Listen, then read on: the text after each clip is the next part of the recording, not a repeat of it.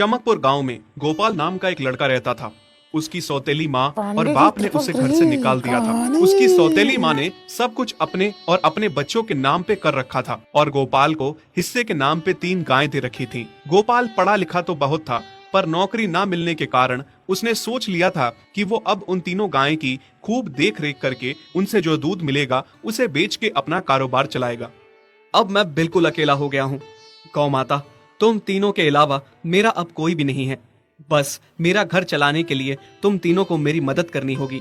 तीनों गायें बहुत ही हट्टी कट्टी और जवान थीं और रिश्ते में भी एक दूसरे की बहनें लगती थीं। चंपा, चमेली और मैना। मैना सबसे बड़ी और समझदार गाय थी।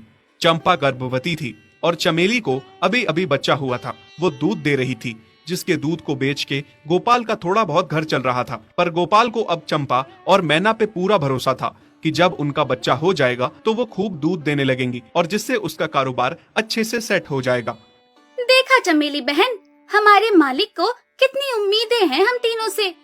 हाँ चंपा, सुना मैंने, मालिक ने हमसे कितनी सारी उम्मीदें लगा रखी हैं।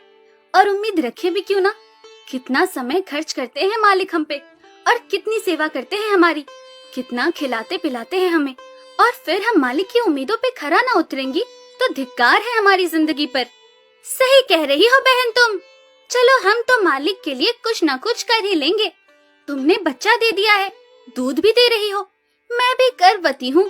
थोड़े दिनों में मैं भी बच्चे को जन्म दे दूंगी, फिर दूध भी देने लगूंगी। लेकिन इस मैना दीदी को देखो, हम दोनों से बड़ी हैं, एक बार भी बच्चा ना दे पाई आज तक। क्या इसका फर्ज नहीं बनता मालिक के लिए कुछ? ये तो बड़ी हैं, हमसे ज्यादा इसको मालिक के लिए करना चाहिए था, लेकिन हम छोटी होकर इतना सोच रहे हैं। तुम दोनों ऐसा क्यों कह रही हो? क्या गलत कह रहे हैं हम? सही तो कह रहे हैं। कितने सालों से बांझ पड़ी हो तुम। ऐसा कैसे कह सकती हो तुम? बच्चा देना ना देना मेरे हाथ में थोड़े ना है। मैं भी तो माँ बनना चाहती हूँ ना। मैं भी चाहती हूँ कि दूध दूँ और मालिक को मेरे दूध से कुछ फायदा हो। अरे तुम क्या बच्चा दोगी जो इतने सालों से नहीं दे पाई? तुम ये ख्वाब लेना बंद करो कि तुम बच्चा दोगी और तुम्हारे दूध से मालिक को कोई फायदा होगा। दोनों छोटी बहनें बड़ी बहन मैना की बेबसी का मजाक उड़ाती हैं और उस पे हंसती हैं। इस बात से मैना बहुत दुखी होती है और रोती है कि उसी की बहनें उसको दिलासा देने की बजाय उसे ताने मार रही हैं, उसका मजाक उड़ा रही हैं। फिर एक दिन गोपाल का पड़ोसी उससे कहता है, अरे गोपाल, तुम्हारी 2 गायें तो ठीक है, एक गाय का क्या है? उससे तुम्हें कोई फायदा नहीं है, बेच क्यों नहीं देते उसे?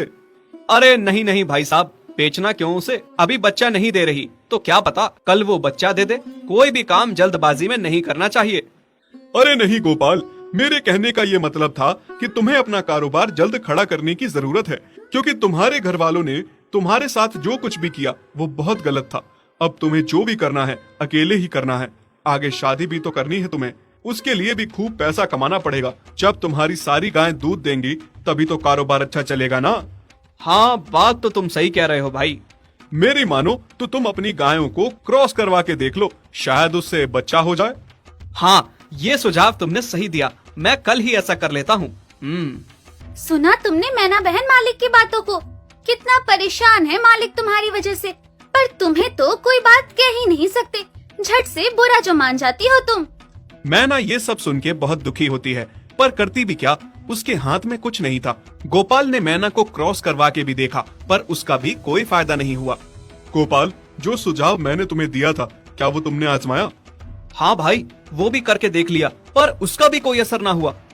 ये गाय किसी काम की नहीं है गोपाल, मेरी मानो तो इसे बेच दो। मैं सोच रहा हूँ एक बार फिर से क्रॉस करवा के देखता हूँ, शायद कोई बात बन जाए। देख लो, पर मुझे नहीं लगता। देखा, इन लोगों को भी पता चल गया, तुम बच्चा नहीं दे सकती, तुम बांझ ही रहोगी।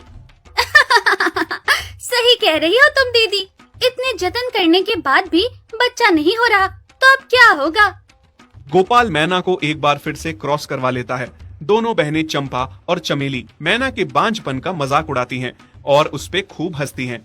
फिर एक दिन मैना चमेली के बच्चे के साथ खेल रही थी कि तभी चंपा देख लेती है। हाँ देख तो चमेली दीदी, ये मैना दीदी तेरे बच्चे के साथ क्या कर रही है? मुझे समझ में नहीं आ रहा, तू इस बांझ के साथ अपने बच्चे को कैसे छोड़ सकती है? जब मेरा बच्चा आ जाएगा मैं